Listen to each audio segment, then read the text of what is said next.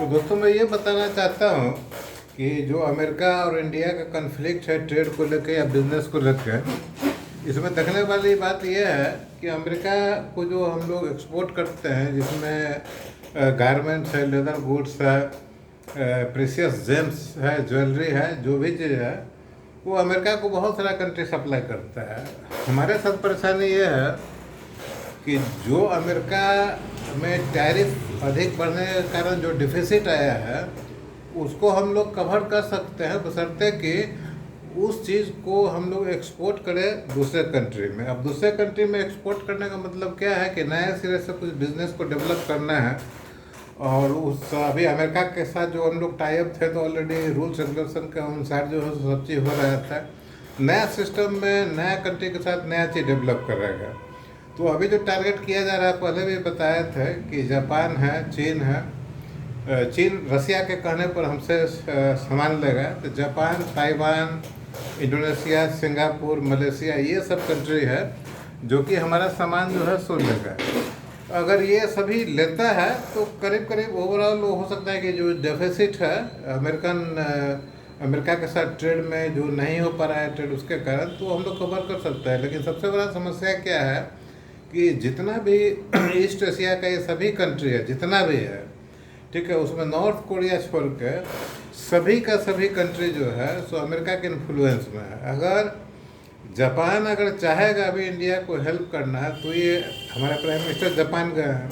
अब जापान अगर चाहते भी हैं इंडिया को वो लोग हेल्प करें, लेकिन अमेरिका किस ढंग से उसके ऊपर क्या प्रेशर बनाएगा, क्योंकि फुल्ली उसके कंट्रोल में है, सिंगापुर उसके कंट्रोल में है। इसके अलावा ताइवान जो है सो चीन के कंट्रोल में है। तो चीन रसिया के कहने पर थोड़ा बहुत बिजनेस ओपन किया है, अदरवाइज वो नहीं के बराबर ये हमेशा हमारा साथ देगा नहीं। तो ये कहना मुश्किल है कि जो परेशानी आया है सो बहुत तेज़ी से उसमें सुधार हो जाए। ठीक है, अमेरिका का इतना ज़्यादा प्रभाव है कि वो अमेरिका के डर से या इतना ताकतवर है कि उसके डर से अफ्रीकन कंट्री हुआ या जो भी एशिया कंट्री है, गल्फ कंट्री है, अमेरिका को कोई भी नाराज़ करेगा नहीं।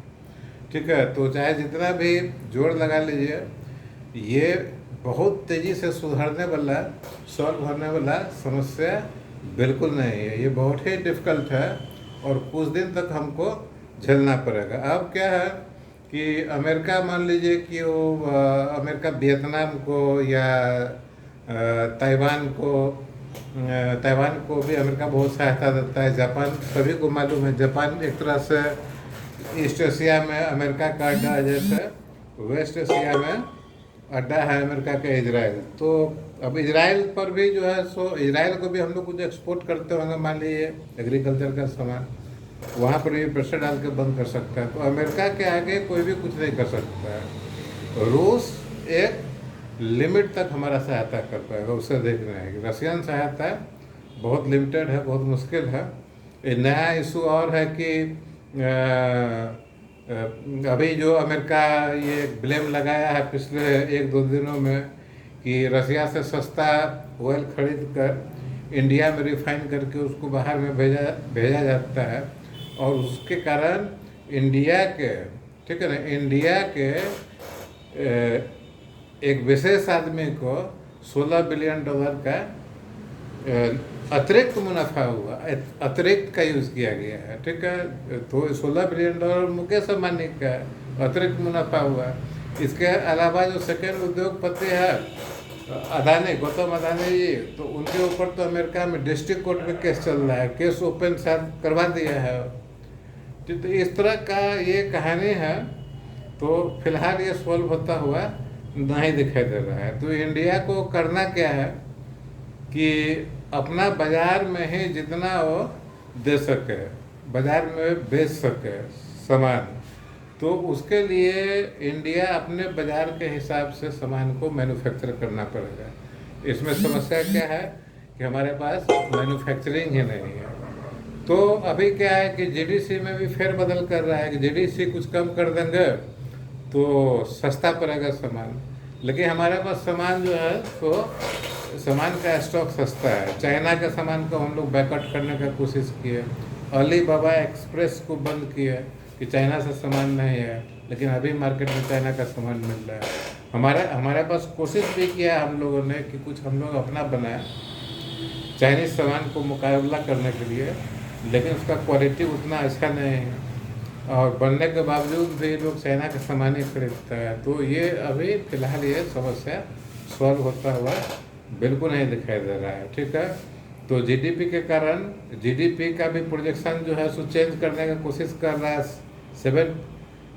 7 से ऊपर लेके जाने का कोशिश कर रहा है। तो ये सब सोल्यूशन जो है, जीडीपी को डाटा चेंज कीजिए या जो ये टैक्सेस का डाटा चेंज कीजिए, तो ये मुश्किल है कि लॉन्ग टर्म के लिए सोल्यूशन निकलेगा। लॉन्ग टर्म के लिए सोल्यूशन बैठकर, जो हमारे प्राइम मिनिस्टर बोलते हैं कि बैठकर बातचीत करने का, लड़ाई झगड़ा और इस तरह का जो हमारा एक तरफा डिसीजन लेके नहीं हो सकता है, तो उस केस में बैठकर बातचीत ही करना पड़ेगा और तो कोई उपाय लगता नहीं है फिलहाल। हाँ, अभी धीरे धीरे अगर ये प्रोलॉन्ग हो गया तो बहुत सारा चीज़ पर इफेक्ट पड़ेगा। बहुत सारा हैवी इक्विपमेंट्स वगैरह जो है, देखिए जो पावर प्लांट है, रिफाइनरी है, चाहे और भी जो चीज़ है, वो सभी इक्विपमेंट्स अमेरिका से ही आता है। अगर अमेरिकन लैंड से नहीं आता है तो अमेरिका का जो यूनिट बाहर में काम कर रहा है, स्विट्ज़रलैंड में है, चाहे जर्मनी में है या कहीं है ना, तो वहाँ से आता है। किसी न किसी ढंग से अमेरिका से रिलेटेड ही है। हम लोग के पास न उस तरह का इंडस्ट्री है, न उस तरह का इंफ्रास्ट्रक्चर है कि एक महीना में ही सब सिनेरियो चेंज कर देंगे। अभी इंडिपेंडेंस के बाद हम लोग यहाँ तक पहुँचे हैं 75 साल में, 75 ईयर्स में।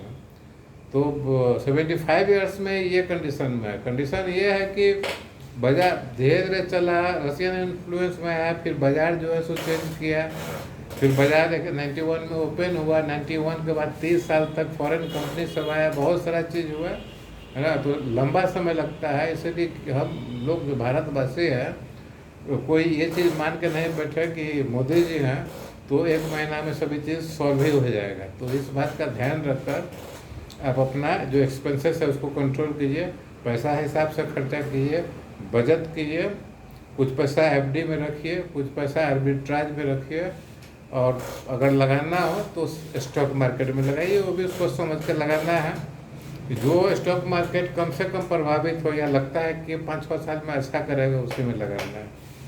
तो ये एक इम्पोर्टेंट चीज़ था जो कि अभी रात भर में डेवलप, अभी जापान में है प्राइम मिनिस्टर, उसके बाद हो सकता है कुछ दिन के बाद उसी के आसपास का और कंट्री में भी जाएंगे। तो अभी क्या होने वाला है देखिए, नज़र रखिए ध्यान पर और पैसा को बचा के चलिए।